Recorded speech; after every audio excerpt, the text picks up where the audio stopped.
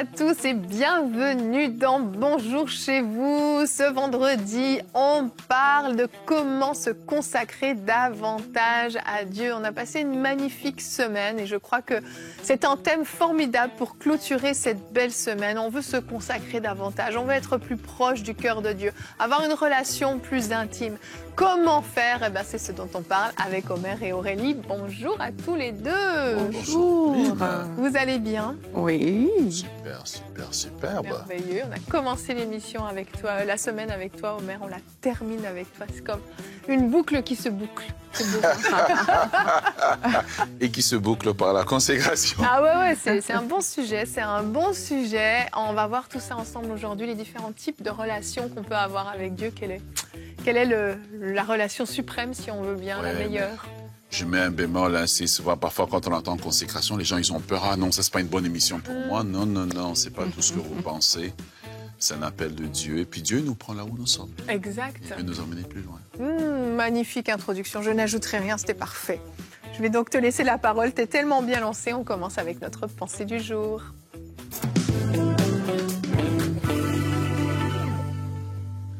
J'aimerais aujourd'hui vous dire que vous pouvez améliorer votre relation avec Dieu. Vous pouvez toujours aller plus loin. Avec Dieu, on va toujours de gloire en gloire, de profondeur en profondeur. Jacques chapitre, je lirai deux textes, hein, Jacques chapitre 2, le verset 23 nous dit « Ainsi s'accomplit ce que dit l'Écriture, Abraham crut à Dieu et cela lui fit imputer à justice. » Mais il continue disant « Et il fut appelé ami de Dieu ». Jacques chapitre 4, le verset 4 nous dit « Adultères que vous êtes, ne savez-vous pas que l'amour du monde est une inimitié contre Dieu? Celui donc qui veut être ami du monde sera ennemi de Dieu. » On parle de deux types d'amitié qu'on peut avoir, l'amitié avec Dieu ou l'amitié avec le monde. Et dans la relation avec Dieu, Dieu, ce qu'il attend, c'est au-delà de simplement être pour nous, le Dieu qui pourvoit à nos besoins, le Dieu qui est là lorsque nous l'appelons, lorsqu'il y a un petit bobo. Mais Dieu espère plus. Et mais est-ce que vous pouvez rencontrer les attentes de Dieu pour vous? Dieu espère plus, ça fait 5 ans, ça fait 6 ans, ça fait 10 ans que vous êtes chrétien, que vous allez à l'église, que vous vous dites que vous êtes un enfant de Dieu, que vous avez même chanté le fameux cantique « Je suis ami de Dieu ». Mais l'êtes-vous vraiment? Qu'est-ce que ça prend pour être l'ami de Dieu? Déjà, Jacques nous disait déjà que si on veut être ami du monde, on ne peut pas être ami de Dieu. Et donc, on se rend compte que comme dans l'amitié avec les humains, l'amitié avec Dieu, elle a des conditions, elle a des attentes, elle a des prérequis. Mais Dieu, ce qu'il espère, même si que vous vous sentez nul, même si que vous vous sentez que, écoutez, j'ai chuté hier, que j'ai jamais été vraiment un chrétien modèle, ce qui est bon avec Dieu, c'est qu'en tout temps, on peut devenir son ami. Abraham n'avait pas 20 ans lorsqu'il est devenu ami de Dieu. Abraham était déjà, comme la Bible dit, avancé en âge. Peut-être que vous êtes avancé dans votre vie chrétienne, mais il est possible aujourd'hui de prendre un nouveau départ, de vous lever et de se dire, à partir d'aujourd'hui, je veux plus de toi, Seigneur. Je veux pas simplement ce que tu as à me donner, mais je veux de toi, je veux de ta personne. Je veux aller plus loin avec toi, parce que lorsque on rentre dans cette dimension de l'amitié avec Dieu, il y a plein de trésors et plein de secrets que Dieu va nous dire. Il sera celui qui vient s'asseoir avec nous pour avoir une conversation, tel qu'un ami normal le ferait. Il y a tellement de choses dont nous nous privons. Il y a tellement de choses dont nous nous privons parce que nos attentes sont basses en fait, alors que Dieu attend plus. Et Dieu dit, j'ai tellement de choses pour toi que tu n'as pas besoin de te contenter du peu que tu as. Mais comme Abraham, tu peux te lever, me suivre dans ce que tu appelles un inconnu, mais qui n'est jamais un inconnu pour Dieu, et d'aller plus loin et de découvrir tout ce que Dieu a pour toi. Jamais, lorsqu'on s'engage à être ami de Dieu, jamais on ne perd, on gagne toujours. La Bible dit que lorsqu'Abraham est entré dans cette dimension, eh bien, Dieu a béni Abraham en toutes choses. Parce que dans l'amitié, ce qui est à Dieu devient à vous, comme ce qui est à vous devient à Dieu. À un moment donné, Dieu ne fait aucune différence. Alors aspirez au meilleur, aspirez à plus, aspirer à aller plus loin, alors que bientôt, nous sommes en train d'entrer tranquillement en 2025. Pourquoi ne pas se fixer des nouveaux objectifs, de devenir simplement l'ami de Dieu, l'intime de Dieu, celui sur qui il peut compter, celui avec qui vous allez passer du temps. Devenez l'ami de Dieu. Moi, je pourrais t'écouter encore 10 minutes, facilement, voire plus. J'aime vraiment la façon dont tu apportes ce sujet, Omer, parce que quand on pense consécration, souvent, on va avoir une liste de tâches à faire. Jeûner, prier, aller à l'église, servir Dieu, renoncer, etc., etc. Et la liste, ça a l'air d'être pratiquement que des choses contraignantes qui vont demander un effort, qui vont nous coûter et tout. Et là, la façon dont tu amènes le sujet est complètement à l'opposé, en fait. C'est avec douceur, avec simplicité, avec nos émotions aussi, avec amour, avec tendresse et avec le cœur, en fait, et pas avec la tête. Et je crois que vraiment, c'est un thème hyper important qu'on aborde aujourd'hui. J'aimerais vous encourager à la maison à vraiment vous ouvrir à casser tous les préjugés que vous pouvez avoir par rapport à la consécration et vous ouvrir à ce qu'Omer est en train de nous partager par rapport à cette relation d'amis avec Dieu qui est tellement importante. Et je veux rentrer dans le vif du sujet parce que, Omer, tu as écrit un livre sur ce thème-là et je veux te féliciter parce que c'est un thème qui n'est pas facile et qui n'est peut-être pas hyper populaire non plus. La consécration, se donner, donne-toi entièrement à Dieu. Tu as écrit ce livre, ça fait maintenant plusieurs mois, ça fait quoi, à peu près 6 mois qu'il est sorti? Ça fait 6 mois qu'il est sorti, effectivement. C'est ça. Et c'est un livre vraiment dans lequel tu vas partager justement les différents types de relations qu'on peut avoir avec Dieu, de la plus, entre guillemets, éloignée de Dieu à la plus proche de Dieu, cette dimension d'amis dont tu nous parles dans la pensée du jour. Et puis ensuite, il y a une partie où tu vas expliquer comment rentrer dans cette relation d'amitié et surtout ce que ça va produire dans nos vies si on est proche de Dieu. Et comment t'est venu le désir d'écrire ce livre? Qu'est-ce qui a fait que tout à coup, tu t'es dit, je veux écrire un livre sur ce sujet-là qui est quand même hyper spécifique et important quand même? En fait, le livre est une...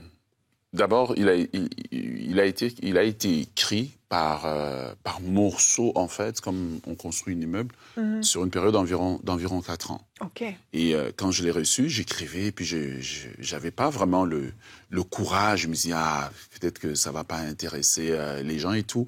Mais je sentais une insistance parce que c'est une révélation que j'avais reçue.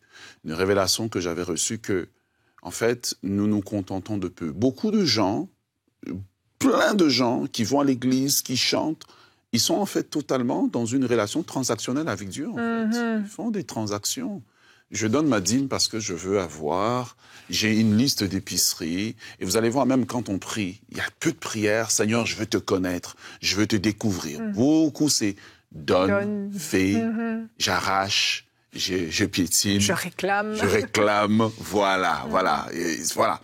Donc, le livre est venu comme un cri de Dieu, en fait, dans mon cœur, où, pendant une série de temps, Dieu a commencé à me parler de son cœur pour le chrétien, son cœur pour l'Église, son cœur pour le serviteur de Dieu. Et combien aussi des serviteurs reçoivent l'onction, mais ce qu'ils font avec l'onction, c'est pas ce que Dieu attendait. Et l'onction est devenue en fait un véhicule pour faire d'autres choses. Et il tombe dans l'étape où la Bible dit que Dieu a regretté d'avoir établi Saül roi. Et Dieu dit, je t'ai donné ça, mais ce que tu en as fait, c'est pas ce que j'attendais. Oui. Vous voyez? Et donc, au travers de ça, Dieu a commencé à me montrer. Et à un moment donné, je me souviens, on était quelque part en Europe avec Pasteur Nadine, et Dieu a commencé à me parler de son cœur.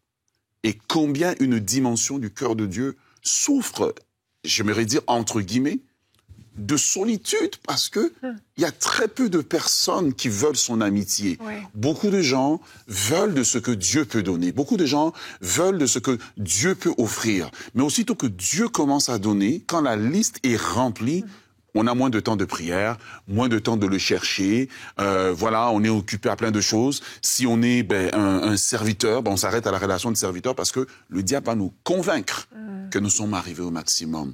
Donc, donne-toi entièrement à Dieu, en fait, c'est le cri que Dieu lance à l'Église aujourd'hui, comme autrefois, au travers de le livre de l'Apocalypse, il passe d'abord les 2 premiers chapitres à passer la relation de chaque Église avec lui. Oui. Comme aujourd'hui, il veut passer la relation de chaque chrétien avec lui.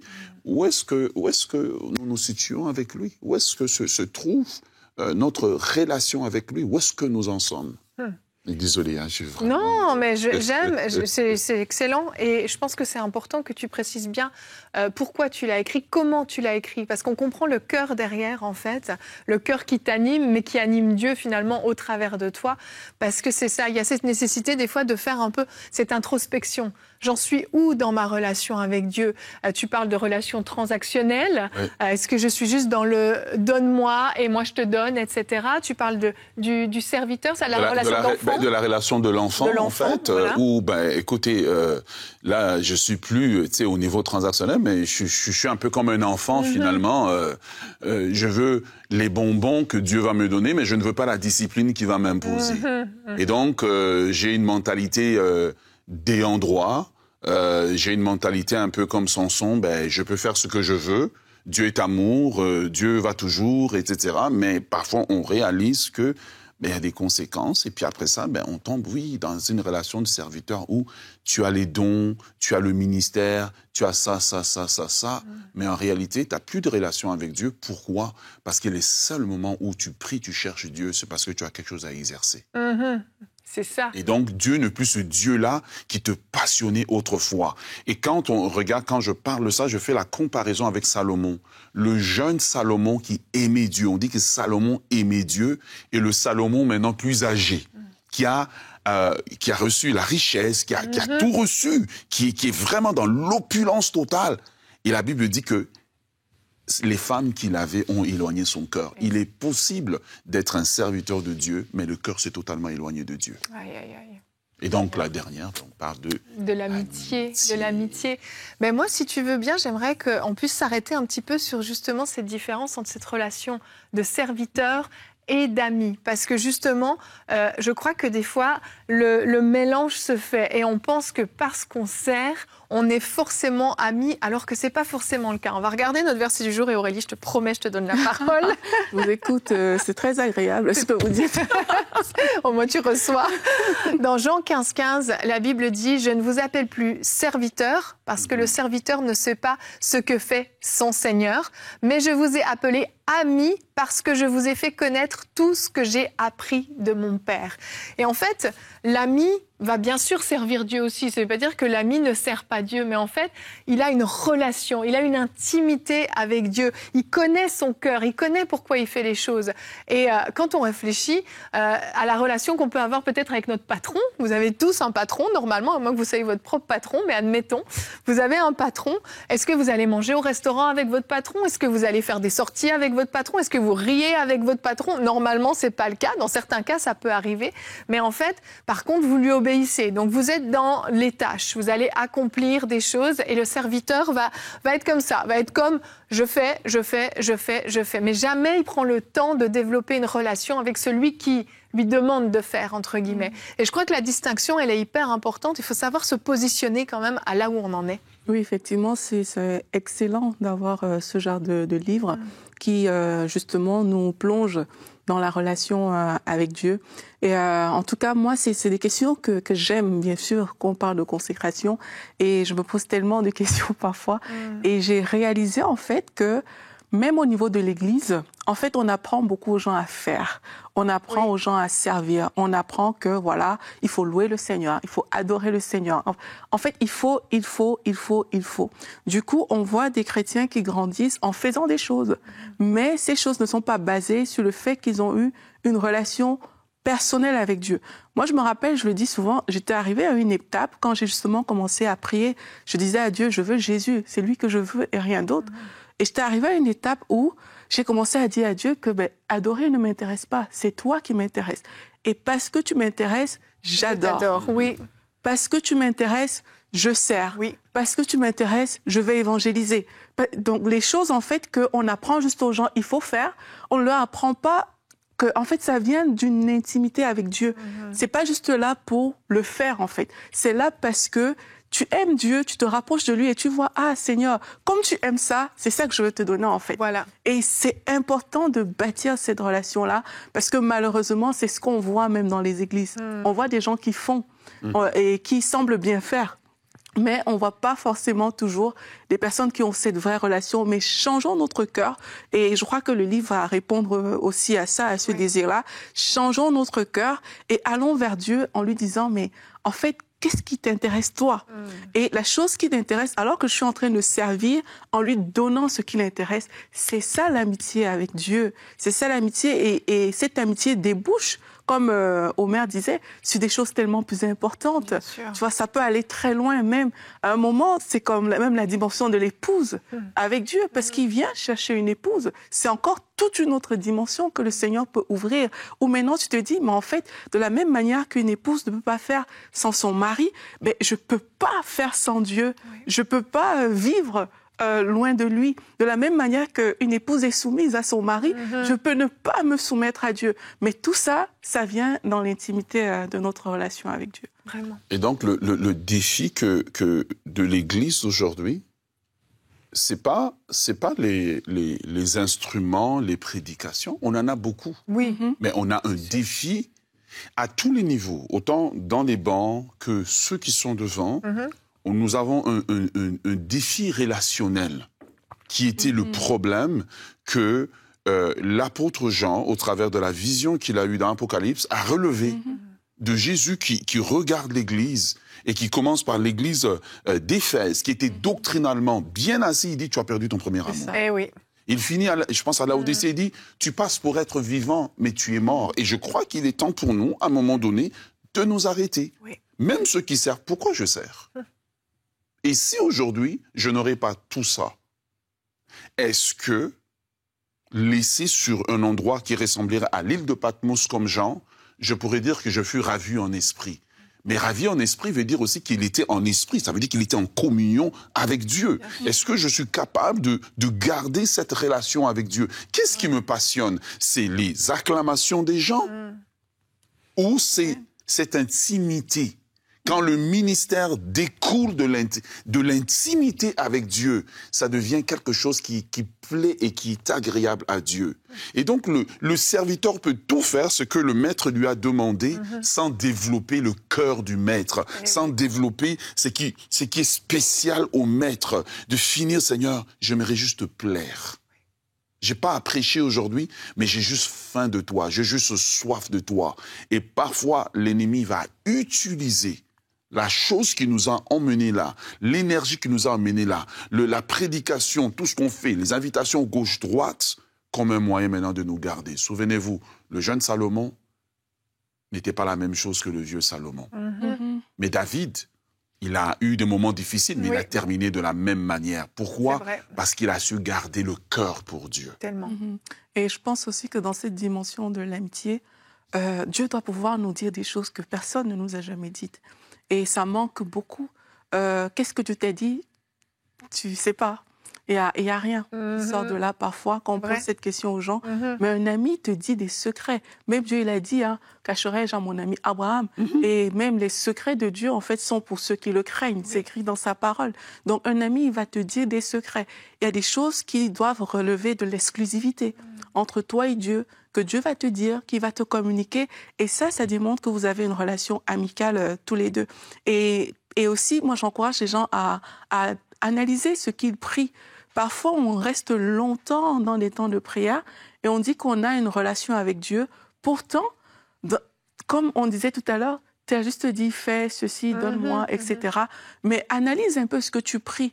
Si tu te rends compte que tu pries beaucoup, donne-moi, fais ceci, fais cela dans ma vie, même si tu pries 20 heures sur 24 ou 24 heures sur 24, mais quelque part, cette dimension-là, on n'y est pas encore. Mais quand tu vas commencer à prier les choses qui viennent du cœur de Dieu, parfois même à te taire, à rester écouter dans sa présence, juste pour que lui te parle, pour avoir cette relation d'intimité avec lui, mais là tu grandis. J'aimerais aussi juste encourager les gens en leur disant c'est progressif, parce que quand on parle de relation avec Dieu, les gens, il y a une question que les gens posent souvent, c'est comment on fait pour arriver à ton niveau? comme si il y avait des degrés, tu vois. Oui. Mais moi, j'aimerais juste dire aux personnes qui nous écoutent aujourd'hui, c'est possible de se donner entièrement à Dieu. Ça commence par un cœur sincère. Et le cœur sincère, c'est vraiment la première étape. Quand le cœur est sincère, il y a une soif qui va venir de façon naturelle. Et cette soif-là va grandir juste avec la sincérité de cœur. Ça commence pas par une performance. Ça commence pas par faire des choses abracadabrantes. Ça commence même pas par une heure de prière. Ça peut commencer par quelques minutes dans la présence de Dieu et la sincérité, le fait de le vouloir toujours, de revenir, mais c'est ça qui va faire la différence en fait. Donc ne cherchez pas à atteindre un sommet, je sais pas, ou un degré, mais juste là où tu es aujourd'hui, passe du temps avec Dieu, utilisez des outils comme le livre du pasteur Omer, on passe du temps avec Dieu et puis on va voir que, mais en fait, ça, pour moi, c'est peut-être pas comme pour ma sœur à côté, mais il y a quelque chose d'exclusif et de spécifique. Le chemin que Dieu va utiliser pour chaque personne, c'est différent. Mais ce que je voudrais dire à vous qui nous écoutez aujourd'hui, c'est il faut apprendre à utiliser dans notre vie des éléments qui créent la soif de Dieu. Oui. Il y a des éléments comme ça. Vous savez, si on mange et qu'on a du sucre, le sucre ne donne pas soif. Mais le sel, il donne soif. Donc, il y a des éléments qui sont comme le sel. Le livre, ici, c'est un élément qui crée la soif. Il y a des types de messages qu'on va écouter, des types de musique. Si vous écoutez, c'est pas mauvais, mais des musiques où seulement c'est l'ambiance, mais il y a des musiques où c'est un adorateur qui a conduit. Quand vous les écoutez, ils vont créer comme cette soif, ce désir. Surtout quand la personne qui faisait cette musique est quelqu'un qui prie. Ça va créer comme le désir de s'approcher de Dieu parce qu'à un moment donné, on se dit, mais comment ça se fait que cette personne a cette profondeur et moi, je ne l'ai pas, mais c'est le même Dieu qu'on prie. Alors peut-être que vous êtes là. Oui, autrefois, vous aviez une super relation avec Dieu. Vous étiez dans dans une amitié profonde avec Dieu. Dieu vous parlait, etc. Vous aviez comme ce moment où vous vous leviez juste la nuit. Vous aviez senti que Dieu était avec vous quand vous réveillez la nuit. Dieu voulait passer du temps avec vous. Et là, vous êtes aujourd'hui, tout est sec. Sachez que vous pouvez vous relever. Sachez qu'il est possible de reprendre ce chemin. Souvenez-vous, un des amis de Dieu, David a chuté complètement avec Bathsheba. Mais la Bible dit que David s'est relevé. Il s'est relevé, il a poursuivi sa course et il a bien terminé.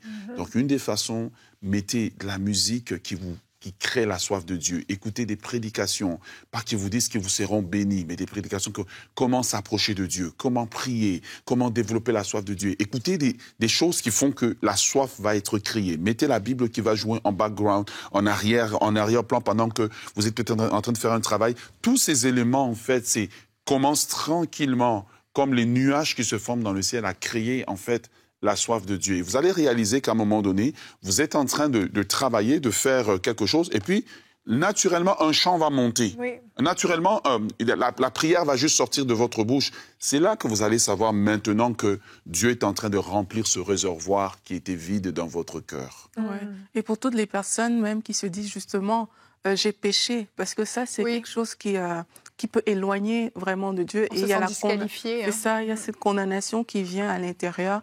C'est vraiment de réaliser aussi qu'en termes d'amitié, c'est pas parce qu'une personne a fait quelque chose de mal que la relation s'arrête, en fait. Oui. Et Dieu, il est fidèle. Ça, c'est quelque chose qu'il ne faut pas oublier. Nous, à notre niveau, on peut fléchir. Il y a des jours où, voilà, on ne sera pas forcément au top, mais Dieu, il se tient là. Il est fidèle. Il est toujours avec nous. Et c'est important de revenir, de ne pas fuir, de revenir le plus tôt possible. Même si tu reviens et que tu n'as pas des mots, tu peux te retrouver à un moment où, ah mince, Seigneur, j'ai commis ce péché-là. Même si tu n'as pas des mots, reviens et tiens-toi dans sa présence. Ouais. Et rappelle-lui que, justement, cette déconnexion-là, ça te fait mal. Le fait que tu ne ressentes plus cette présence-là, c'est Dieu pour toi et que tu en as besoin pour vivre. Et ça va permettre à plusieurs personnes de se relever parce que malheureusement, on a souvent vu des personnes que, quand elles tombent, c'est dur en fait parce que le cœur te condamne, mais reviens à Dieu. Reviens vers lui, l'amitié est toujours disponible avec Dieu. Quel que soit ce que tu as fait, il ne t'aime pas parce que tu fais des choses extraordinaires, il ne t'aime pas parce que tu es parfait, il t'aime, un point c'est tout. Amen. Et quand on est tombé, c'est comme dans la Genèse, c'est Dieu qui est venu. Dieu est venu vers Adam. Adam qui avait une bonne relation avec Dieu est venu. Et Dieu viendra toujours. Dieu viendra toujours nous tendre la main. Oui, tu es tombé, relève-toi, c'est possible de se relever. Mais parfois, c'est nous-mêmes qui nous condamnons tellement. En fait, je suis tellement déçu par moi-même que je ne pensais pas que j'étais capable de faire telle chose. Mais souvenez-vous que Dieu est venu vers Adam et Ève et c'est Dieu qui les a habillés. Et qu'il y a quelqu'un aujourd'hui que Dieu veut habiller, que Dieu veut restaurer et que la relation avec lui soit restaurée. Est-ce qu'on peut prier peut-être pour les gens justement qui veulent aller plus loin dans leur relation avec Dieu? Oui. Prions à deux. D'accord.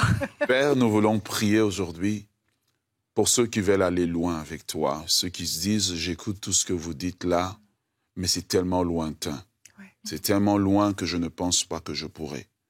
Que ces personnes soient en ce moment en train de nous suivre. Je vois des gens qui nous suivent, ils sont en prison actuellement.